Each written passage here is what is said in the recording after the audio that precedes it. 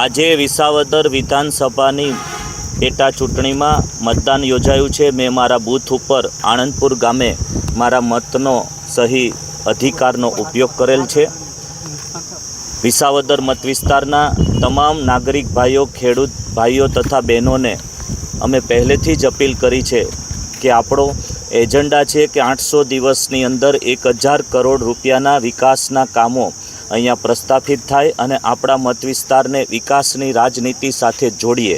એ દિશામાં આજે 157 ગામે ગામથી લોકોનો ખૂબ જ ઉત્સાહ છે અને મને આશા છે કે 25,000થી પણ વધારે મતોથી ભારતીય જનતા પાર્ટીનો વિજય થશે।